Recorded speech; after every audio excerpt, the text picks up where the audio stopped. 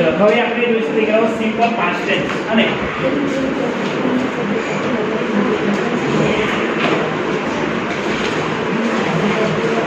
Simple past tense એટલે સાદો ભૂતકાળ અને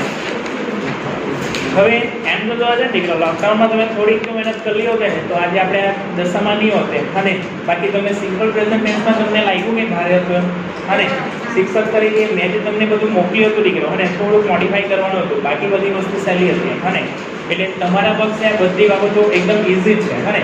ચલો સિમ્પલ પ્રેઝન્ટ ટેન્સ ભણી ગયા તેના આપણે ગઈકાલે મેં તમને 20 વાક્ય બનાવવા કીધા હતા અને તમે હજુ બી કહું છું દીકરાઓ નવા ટ્રાય કરજો બરાબર અત્યારે આજે તો થોડુંક આપણે ચલાવી લીધું પણ ઘણી વખત આપણે શું કરવું પડશે કે કોઈ બી જે સેન્ટેન્સ છે દીકરો અને એમાં આગળ ને પાછળ થોડું વેરિએશન વિચારવું હવે સિમ્પલ પ્રેઝન્ટ ટેન્સ જે હતો સેમ વે આપણે કોઈ આવે simple past tense simple present આવડે ને એટલે પાસ્ટ ને ફ્યુચર આવડી જાય અને કન્ટિન્યુઅસ આવડે એટલે પેલા એક કન્ટિન્યુ એટલે બાકીના બે આવડી જાય એક પરફેક્ટ આવડે એટલે બાકીના બે આવડી જાય અને પેલામાં બી બધું સરખું જ આવે આ બધાને ભેગા કરીએ એટલે past present continuous perfect tense બની જાય અને પણ એની થોડી વાર છે આજે આપણે જોઈશું દીકરો સિમ્પલ પાસ્ટ ટેન્સ કોને કહેવાય એનું ગુજરાતી શું થાય સાદો ભૂતકાળ એટલે શું ગુજરાતીમાં આવે ને સાદો ભૂતકાળ કોને કહેવાય જે વીતી ગયેલું હોય તેને શું કહેવાય સાદો ભૂતકાળ ગઈકાલે આપણે સિમ્પલ પ્રેઝન્ટ ટેન્સ ભણી ગયેલા એ સાદા ભૂતકાળમાં આવે કે નહીં આવે ગઈકાલે જે આપણે ભણી ગયા અને હું એમ કહું કે ગઈકાલે આપણે સિમ્પલ પ્રેઝન્ટ ટેન્સ ભણી ગયા છે તો એ સાદા ભૂતકાળમાં ગણાશે કે નહીં ગણાય કઈ કયા કાળમાં જાય હા પૂર્ણ ભૂતકાળ અને આમાં જશે પૂર્ણ ભૂતકાળ એકચ્યુઅલમાં એવું છે ડેફિનેશન તો અલગની વસ્તુ છે પણ નજીકના ભૂતકાળમાં બની ગયેલી ક્રિયાને દર્શાવવા માટે સાદા ભૂતકાળનો ઉપયોગ થાય કે થોડા સમય પહેલા જ આપણે કહી શકીએ કે ભાઈ થોડા સમય પહેલા આપણે શું કર્યું 5 સેન્ટેન્સ આપણે ક્રિએટ કર્યા અને તો that is for your simple past tense અને હવે રામને ઓળખે ને હા ચલો રામને ફરી પાછા આપણે પ્રસ્તાવિત કરીએ તો શું આવશે રામ પ્લેડ ક્રિકેટ હવે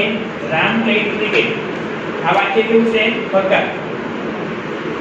વર્કબુક તમને લેવા કીધી છે વર્કબુક ની અંદર જો તમે વર્બ જોયા હોય તો v1 v2 અને v3 આવે અને v1 v2 ને v3 એમાં તમારું પ્લે આવે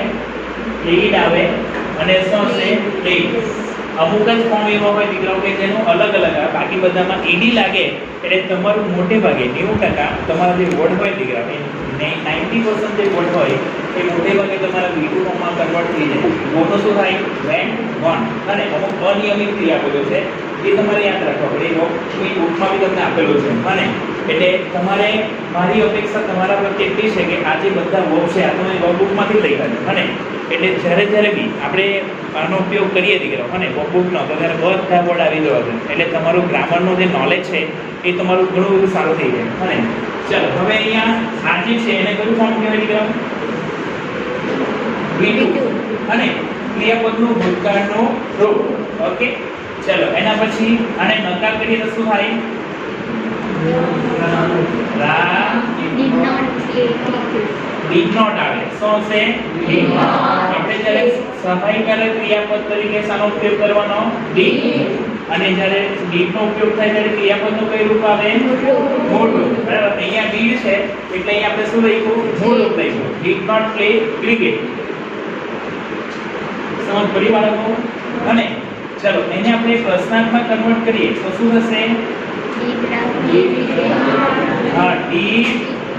Ram play cricket did Ram play cricket question mark અને તો આ થયું તમારો સાદો ભૂતકાળ સાદા ભૂતકાળમાં was કે were આવે કે નહીં આવે આવે ક્યારે આવે જેમ સિમ્પલ પ્રેઝન્ટ ટેન્સમાં આવે તેમ કોઈ પણ વ્યક્તિ કે વસ્તુનું અસ્તિત્વ બતાવવાનું હોય ત્યારે I was in 8th standard અને કે I was in 9th standard before lockdown lockdown પહેલા અને I was in standard 9 હું 9મા ધોરણમાં ભણતો હતો અને મારું અસ્તિત્વ બતાવવાનું હોય કોઈ પણ વ્યક્તિ કે વસ્તુનું અસ્તિત્વ દર્શાવવાનું હોય ત્યારે was કે were આવે બાકીના સંદર્ભમાં આવતું નથી અને નિયમ યાદ રહી ગયા અને આમાં મીડિયમ જેવું છે દીકરો અને એકદમ પહેલી વસ્તુ છે કે રામ પ્લેડ ક્રિકેટ ને રામ ડીડ નોટ પ્લે પેલામાં શું પૂછ્યું કે ડઝ અહીંયા શું આવે બધામાં ડીડ નિયમ હરખા જ છે દીકરો ડીડ ની સાથે ક્રિયાપદનું કયું રૂપ વપરાય મોટું બરાબર અહીંયા બી આપણે ગઈકાલે શીખી ગયા સેમ સિચ્યુએશન છે દીકરો અહીંયા ડીડ છે એટલા માટે આપણે શું લખ્યું પ્લે અહીંયા પ્લે એટલે અહીંયા એક ખાલી બદલાવ થયો પેલામાં આપણે અહીંયા શું લગાવતા એસ અહીંયા શું લગાવ્યું ઈડી હવે તમને જે ખાલી જગ્યા પૂછાય દીકરો એના નિયમ પ્રમાણે હોય છે ઘણીવાર એવું હોય કે માની લો કે અહીંયા તમને પ્લેટ નહીં આપેલો અહીંયા ખાલી જગ્યા હોય અને તમને આન્સર આપેલા એ પ્લેસ આપેલા હોય બરાબર માની લો કે પ્લેટ હોય ત્રીજામાં પ્લેટ હોય અને ચોથામાં પ્લેટ હોય અને એકની એક વસ્તુ ચાર વાર તમને આપેલી હોય હવે તમારે શું કરવું પડે ખબર આગળનું વાક્ય આપણે કરીએ કે દાખલા તરીકે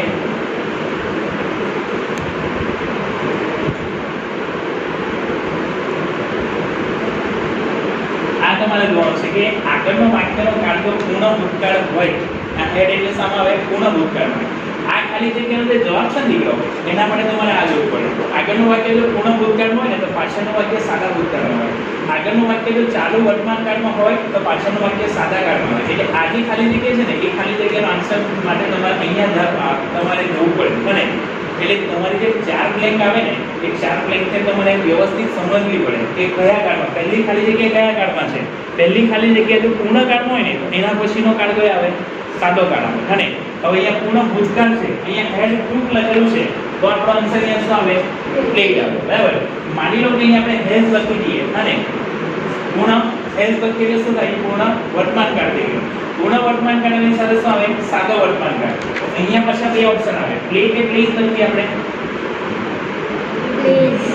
પ્લીઝ આવે ને કેમ કારણ કે નામની સાથે શું આવે પ્લીઝ આવી રીતે ખાલી જગ્યાઓ પૂરાય છે અને તમને જે પરીક્ષામાં ખાલી જગ્યાઓ પૂછવામાં આવે છે ને તો એના માટે તમારે આગળના વાક્યને પણ જોવું પડે પહેલી ક્રિયા કયા કાળમાં થઈ બરાબર તો તેનો નિયમ તમને અહીંયા લાગે અને હવે પહેલી ક્રિયાનો કાળ જ નહીં ખબર હોય અને આપણે નિયમ લગાવીએ અને આપણે ગમે તે આપણી ઈચ્છા પ્રમાણે પ્લે કરે પ્લે ઈચ્છા દ્વારા પ્લે મૂકી દઈએ તે હું કેવું નહીં નીકળે એટલે તમારે લોજિક શીખવું પડશે તો તમારું કામ ઈઝી થશે બરાબર ચલો અત્યારે તમારે ખાલી આટલું લખવાનું છે કે રામ પ્લેડ ક્રિકેટ અને એને આટલી વસ્તુ કરતા પડે અને પછી આજના આપણા નવા 20 વર્બ છે તમારી પાસે વર્કબુક લીધી હોય ને તો આમે લખ્યા છે તેને ક્લિક કરી દેજો એટલે બીજી વાર રિપીટ નહીં થાય ગયો એટલે આપણે ઘણા બધા ટેન્સીસ ભણવાના છે રોજના 20 આના તમારા જવાબ રેગ્યુલર લખતા જજો ગયો અને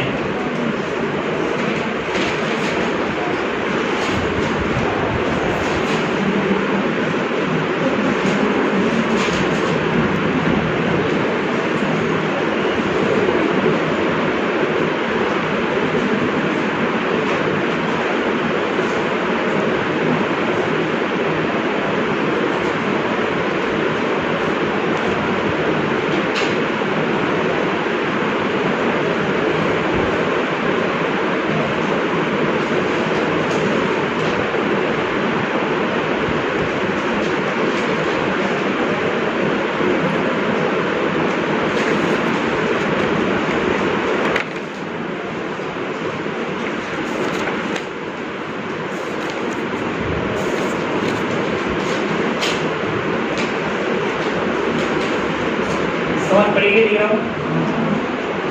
સહેલું છે કે ભારે છે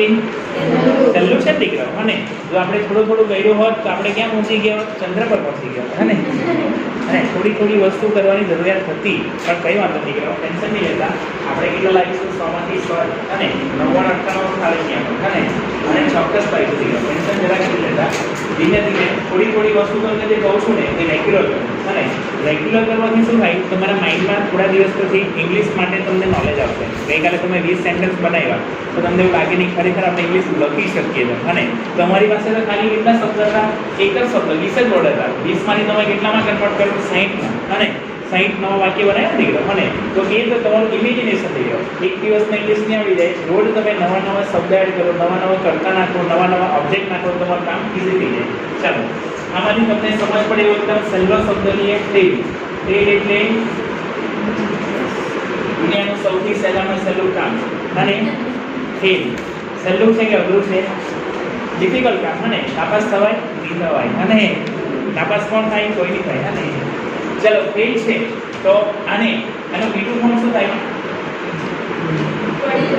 હા હા ફેલ એટલે શું થાય પડી દઉં અને ફેલ એટલે પડી દઉં દીકરા ફોલ એટલે પડી દઉં આર્યો આ ફોલ છે ને એટલે ગમી ગયું આ ફેલ એટલે નાપાસ અને કેવા પાસ નાપાસ અને ચલો તો નાપાસ અને ફેલને બીજું ફોર્મમાં ફેરવીએ મતલબ અહીંયા કેમ કે એનું ફેલ થયેલું એમાં અહીંયા ફેલનું શું થશે ફેલ લાગે અને ચલો હવે આની આગળ કરતા મૂકીએ વાક્ય પણ રેસ કરશે દીકરો કોને આપણે વાક્ય બનાવતા આમાં કઈ નવું નથી કરવાનું જેમ પેલા કરીએ મેં તમને બીજું ટોપિક લખી દીધું હવે તમારે શું કરવાનું આગળ એક કરતા પાછળ એક મસ્ત કર્મ મૂકી દેવાનું અને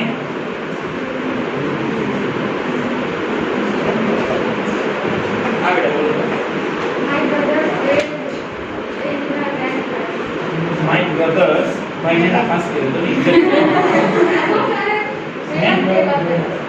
છે My brother failed in SSC exam. બરાબર very good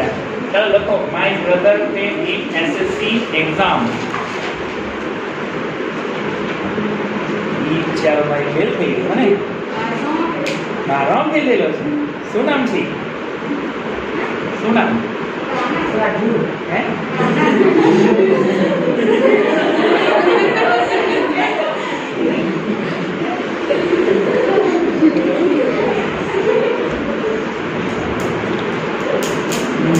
My brother failed in SSC exam. હવે એની અંદર આપણે એને પ્રશ્નાર્થ કરીએ તો શું થાય આને પ્રશ્નાર્થ કરીએ તો Did my brother fail? અહીંયા ed નહીં આવશે બરાબર in SSC exam question mark પછી અહીંયા નકાર કરીએ તો My brother did not fail in SSC exam. બરાબર એટલે આવી રીતે તમારે આ જે 20 છે એ 20 ને તમારે કન્વર્ટ કરવાના એટલે શું થાય ગઈકાલના 20 આજના 20 અને એટલે કેવા થયા 40 નવા શબ્દ આપણે જાણી લીધા અને આજે બીજા 5 ઉમેર્યા એટલે બીજા 45 થઈ ગયા તમારી સામે કેટલાક શબ્દ હશે અને એટલે આપણે ધીમે ધીમે પ્રેક્ટિસ કરીએ તમને એકવાર વર્ક સમજ પડી જાય ને તો પરીક્ષામાં કોઈ બી વસ્તુ તમને અટકે નહીં ગાડી નહીં અટકે તમે આગળ પાછળ થોડું સેટિંગ કરી લે પણ આ જે આ ફેલ છે તો ફેલનો મતલબ શું થાય ફેલ ચલો એના પછી આગલું વર્ક છે ईट वालों तो बहुत अच्छा वाला है ईट નું શું થાય ખાવું ખાવું ને V2 ફોર્મ શું થાય ईट નું V2 ફોર્મ ईडी लगाई दिए एट स्पेलिंग सम है एट ई वेरी गुड बच्चा लोगों को आवड़ता है ना चलो बच्चों से वाक्य શું બની શકે દીકરાઓ I had pineapple last night.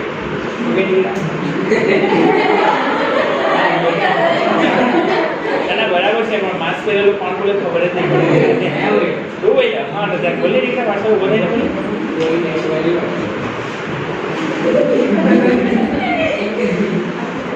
Knowing eat pineapple last night. Okay, right. Mayank ate pineapple લખો લખશે ગુજરાત અને